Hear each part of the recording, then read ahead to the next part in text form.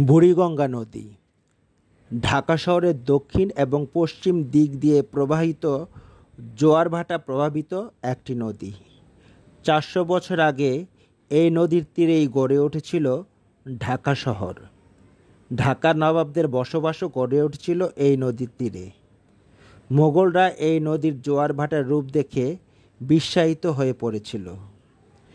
নদীটির নামকরণ বুড়িগঙ্গা করার পিছনে একটি সনাতনী কাহিনী রয়েছে।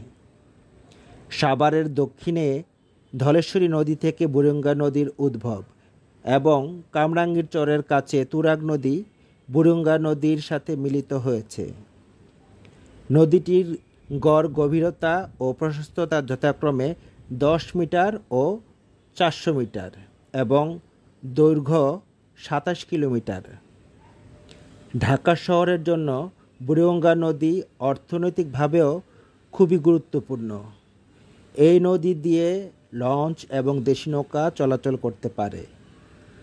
তবে শুকনো মৌসুমে এই নদী দিয়ে বড় বড় স্টিমার চলাফেরা করতে পারে না। বাংলাদেশের প্রধান নদীবন্দর সদরঘাট এই নদীতেই অবস্থিত। তাই বুড়িগঙ্গা ঢাকার একটি গুরুত্বপূর্ণ নদী।